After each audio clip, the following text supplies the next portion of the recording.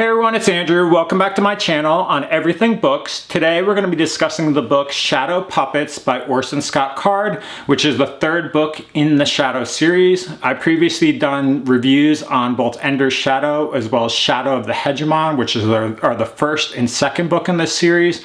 And so what we'll do in this video is I'm going to keep this review to Shadow Puppets. I'll give a little bit of context of the end of Shadow of the Hegemon because that sets up the plot for this book.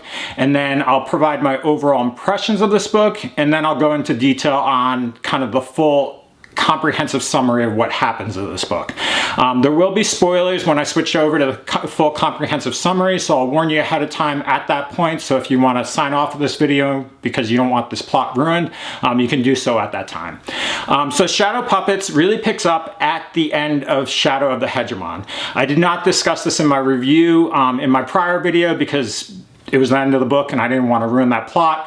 So if you've not read that, sign off for a brief moment while I discuss that in detail. But at the end of the Shadow of the Hegemon, essentially Bean has spent the entire book trying to track down Petra because she was kidnapped and basically abducted by Achilles. And Achilles has been responsible for setting up a war between India and Thailand and these other Asian countries. So India's army is now in Thailand. They're basically spread out very thin and they don't have as many resources because their army is so large. And now Achilles kind of worked with China to essentially betray India, where China is now going to come down and invade into Thailand and India and basically take over that whole area. So at the end of the book, Achilles has just done this. China is now coming into India and Achilles is in, I think it's Hyderabad, which is like his command center in India. And Bean gets information that Petra and Achilles are in Hyderabad. So Bean, with his Thai strike force and choppers, basically flies into Hyderabad. Meanwhile, China is sending in choppers to pick up Achilles now that he's betrayed the Indian government. And so this is all happening at the end of the book. Ultimately, it results in Bean's strike force taking out the majority of the Chinese force and the Indian command there, where it's the only people that remain are the Chinese commander and one chopper, and then Achilles, who currently has Petra hostage at gunpoint. The end of that book essentially ends with Bean negotiating a situation where Petra is set free in exchange to let Achilles go free with the Chinese soldiers. And then his strike force essentially escorts the Chinese chopper out of India's airspace. So now Achilles has gone to China and you don't really know what happens after that. Meanwhile, at the end of the book, Peter Wiggin, who has been in the background and kind of taking on more influence, is appointed and elected the Hegemon at that point, and he chooses to set up in Brazil a new Hegemon command center where he brings all the old kidnapped commanders, and Bean, Petra, and everybody moves there. And so that's the backdrop of where this book, The Shadow Puppets, sets up. And that's kind of where the book ended for Shadow of the Hegemon. Now, what I'll do now is I'll do a quick, brief introduction of the concepts of this book, and then we'll go into my impressions, and then we'll go into a synopsis. So Shadow Puppets basically picks up exactly at the end of that story. So this command center in Brazil is set up, and at the current time, in the first chapter or so, essentially Sarawong and Bean are about to go on a mission, and they don't really allude to much, but Peter Wiggin and Petra show up, and Peter Wiggin gives Sarawong a closed envelope and then says, Bean, you're not going to go on this mission. I'm going to allow Sarawong to lead it. And Bean's like, okay, I don't really agree with that, but Sarawong, you can do it because I respect and trust you. So ultimately, Bean gets taken off this mission, and Sarawong is given instructions where he is going to go to China and attack a prison convoy to free Achilles and bring him to Brazil to the Hegemon command. That's immediately how the book starts off. And so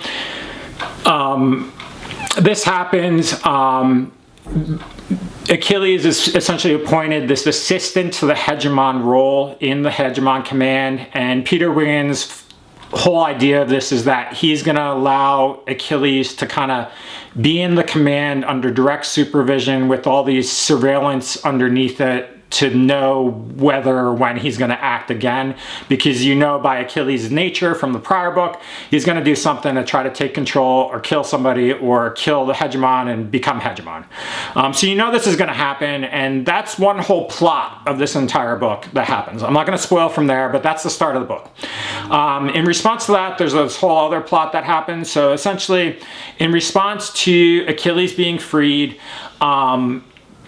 Bean resigns as the military commander, and he goes to Europe with Petra, and there's a whole storyline that develops where Petra and Bean fall in love. They're romantic teenagers. They fall in love, get married, and ultimately, because Bean, with Anton's key and his genetic anomaly, he has kind of a condition similar to gigantism, where he's gonna at some point outgrow his body, and his heart or skeleton's gonna give out, and he's ultimately gonna die. In response to this, because Petra feels like it, she wants to have Bean's babies and offspring because she feels that it will provide purpose and meaning to Bean's life other than simply being a military commander. So there's a whole stem of the story that runs that direction.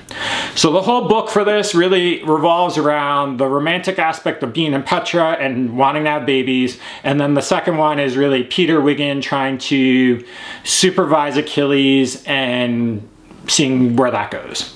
I'm not going to spoil anything beyond that. I'm just going to give my impressions at this point. So in general, I did not like this book.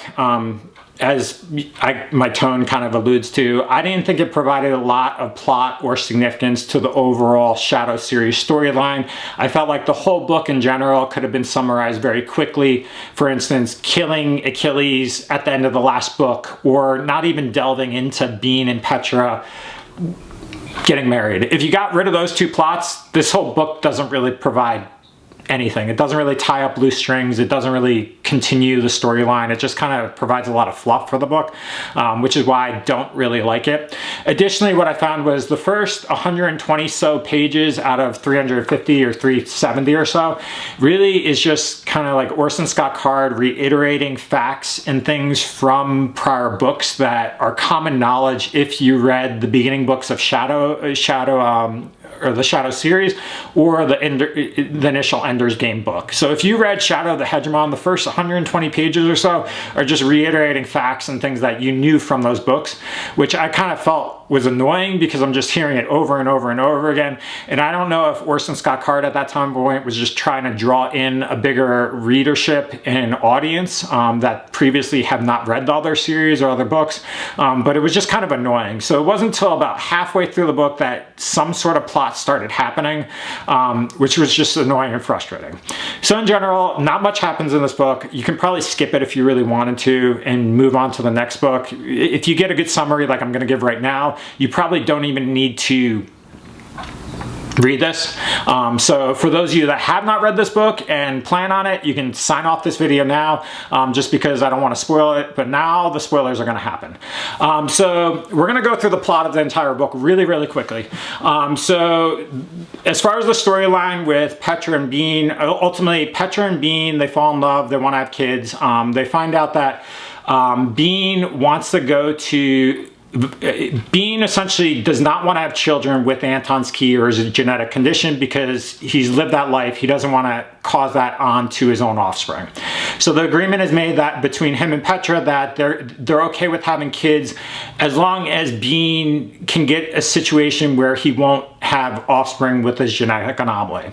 So he goes to Velasco, who is the one that was responsible for, first he goes to Anton, who's the guy that found the genetic key. Basically, that guy goes on this whole tirade basically saying that getting married, falling in love with women, and having babies is the key sole purpose for men, and that's the purpose of life, and you should do it. And ultimately that convinces Bean to have kids. And then in response to that, Bean wants to go to Velasco, who is the guy that ultimately was his maker, was the scientist that essentially created Bean and created an embryo to have him born with the other 12 kids when he was first born, which you learn from Ender's Shadow, where essentially Bean, as an infant, escapes being killed because Velasquez is being tried and caught from a scientific standpoint, from being like manipulating genetics. And so in response to that, he goes and tries to kill all of them to cover him up. Bean escapes at that time, but Velasquez ultimately goes to prison anyways, and he's in prison the entirety of this book until he's set free, and he's set free because Achilles is assistant to the Hegemon and essentially says that all prior laws that existed, where the law has been removed as a result of like laws changing, you're set free. So Velasquez is set free, and ultimately Bean is going to Velasquez to basically find out whether they can do a test to make sure that his offspring or embryos do not have Anton's key, and that by doing that he wants to take embryos from Petra, basically impregnate them and do in vitro fertilization, where he's going to implant one in Petra that does not have the key, and the other embryos are just going to kind of exist. The issue though is because the embryos exist, they're at risk of having Anton's key, and Velasquez really doesn't know whether they have it or not from a genetic testing standpoint. So this whole kind of plot goes where Achilles is essentially after the embryos, and Bean and Petra are kind of betrayed, where the one, Bean is trying, like, it almost gets assassinated in this taxi line with these cars, and then Petra is almost kidnapped, but she goes free. But ultimately it results in a situation where the embryos are kidnapped, and now they're in some possession where Bean wants to get them back and Petra wants to get them back at all costs. So that happens. That's the whole plot up to that point. So that's one thing. Meanwhile, also, the whole storyline behind Achilles and Peter is essentially Achilles is sitting in the base in the Hegemon command. Nothing's really going on. Peter's trying to survey him, and nothing happens, and he's not doing anything. And they find out, like, Peter has a Snoop software, and then Peter Wiggins' parents, who you find out have names, which I don't think they had names prior to this book, which are John Paul and Teresa. They kind of develop a lot of plot around them and their contribution to the story as protectors of Peter, because he's the only people they can trust.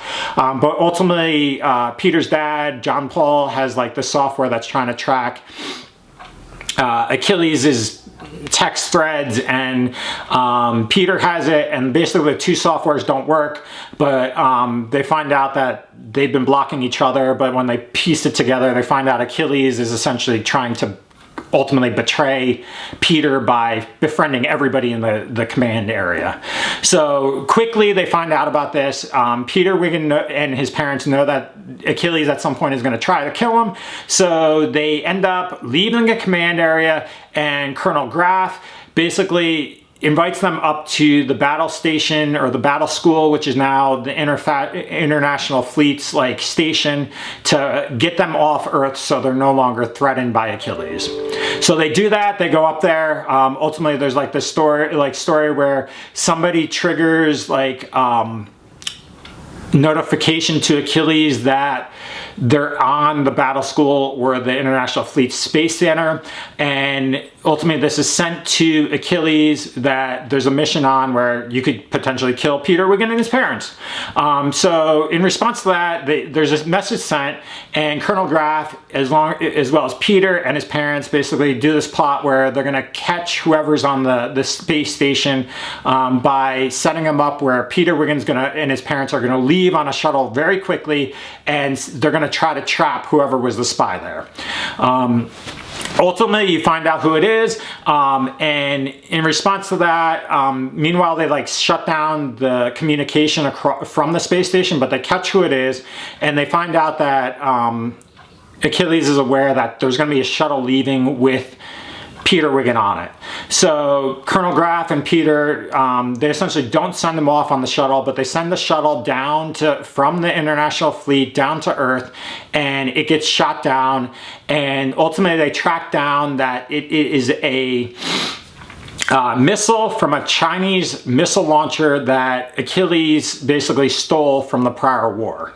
And it was located in Brazil, and obviously it's from the Hegemon Command. So you know that Achilles shot down this International Fleet shuttle, which is by law like illegal and a huge ramification because the international fleet is only explicit for space protection, and they're not supposed to get involved in international, like national affairs. They're really just like this global protection force from like the Formex. So in response to this, the Chinese government basically said this missile launcher is ours technically, but Achilles stole it. And so they tracked down that Achilles is the one responsible, and he's in the Hegemon command, and now the international fleet is going to go down and basically surround this area, and that's what that happens. So that's one plot there. And then what happens is, while after the whole romance story and Bean and Petra trying to figure out kids, basically Petra gets impregnated by in vitro fertilization, the embryos are stolen, and then Petra and Bean, after Bean's like attempted assassination, they were Bean's basically saved by these Indonesian people, and that they essentially send Bean and Petra to Damascus, and they end up in Damascus where the head of their, like, it goes on this weird tangent, but the head of that area is basically the head of the Arab, like, United Front, and you find out that they're reappointing a caliph as the head of, like, a joint Arab, like, religious group of nations where they all join together and no longer fight each other from a religious standpoint. You find out that the head of this, or the caliph at that point, is Ally, who is Petra's best friend during battle school, and ultimately, initially he says, like, I'm not gonna go into any war unless it's like a defensive war, but ultimately, like, they choose where, like, Ally somehow runs off where they ultimately decide they're gonna go and fight against China to free India, I guess, through Pakistan. I don't understand how this happened. Like, the story doesn't really, it goes from like he's gonna be strictly defensive to now we're gonna fight a war and invade in, like, through Turkey into India and Pakistan, like, to save China. So that happens, and as a result, like, while this is happening, Verlomi, who was on the prior book, who was in India, who was a battle school commander, she was responsible for, like, giving the information to Bean that Petra was in, like, the command center in Hyderabad.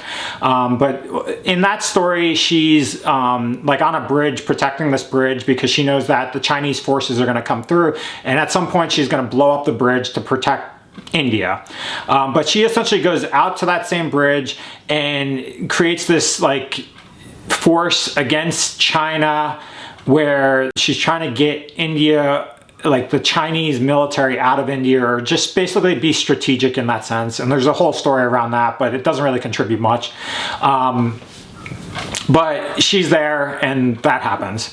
Either way, so Ally and his Caliph people go into India. They start attacking China directly head on. China doesn't really know what they're doing. They basically don't know where the primary attack force is coming from. They withdraw forces from India to bring them to China to protect their mainland.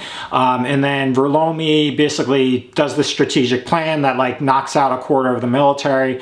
And the whole war is just happening, and it's just whatever. It is what it is.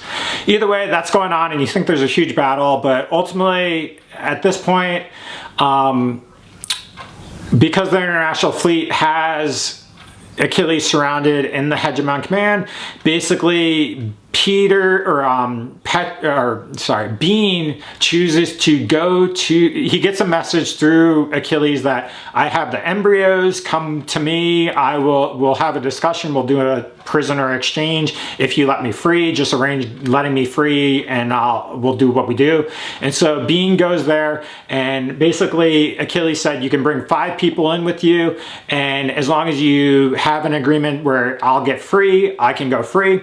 And then so Bean does that. He goes in, he basically brings Peter, because Peter insists and he's the hegemon. And then he brings like a sharpshooter, a doctor, they say I think it was like a tactician or something, like a bomb expert basically, and I think one other person, or he only brought 4 because there was this sharpshooter and he chose not to bring him.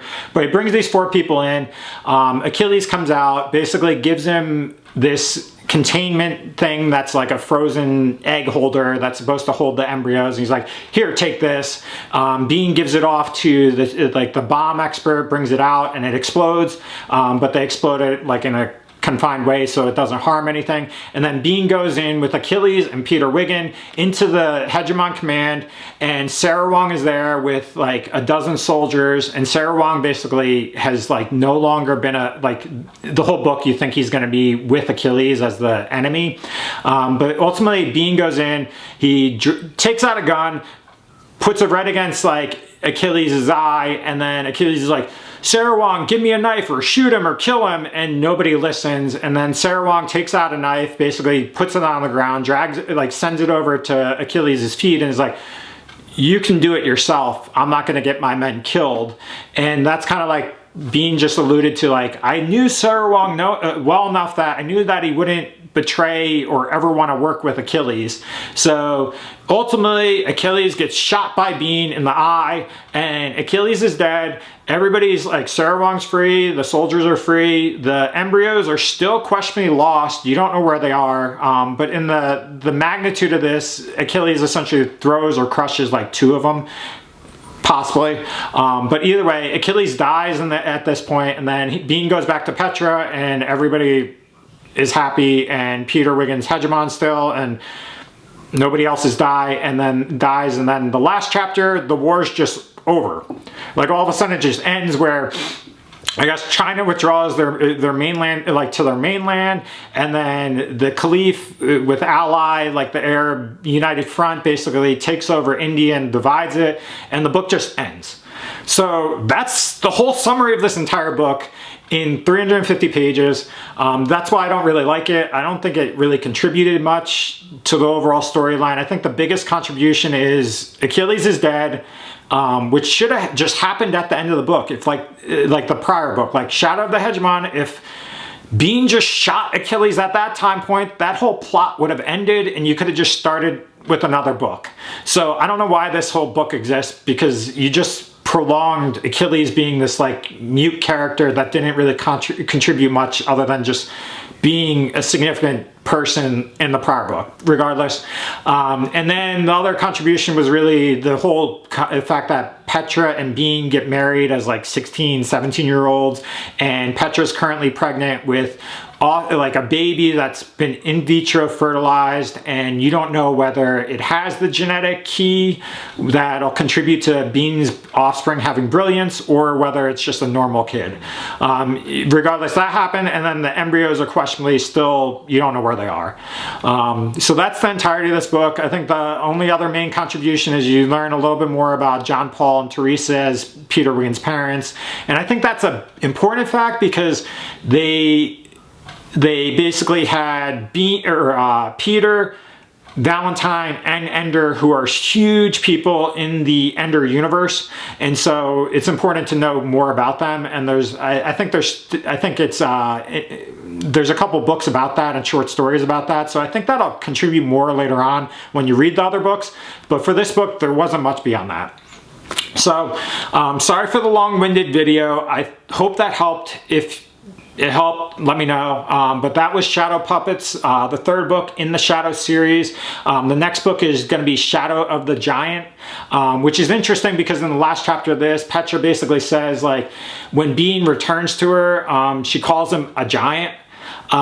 So it might have to do with that Bean is continually growing and he's becoming gigantic, and she alludes to, I think giant is said once in this entire book, and so initially I thought it would be Shadow of the Giant being like the hegemon or something like that, but really it's going to be something about Bean, I think, based on the last allusion related to there. So that's really all I have for this video. Sorry for the long-winded video. If you like this, Thanks for watching. Please comment on whether you like the general synopsis. I know it's longer, but I hope it's useful for those of you that do not actually want to read this book, or those that just need a quick glance or summary or overview if you've read it in the past before reading other books. But that's really all I have for today. So thanks for watching. Please subscribe, and definitely check out my next video, which will be on Shadow of the Giant when I finish reading that.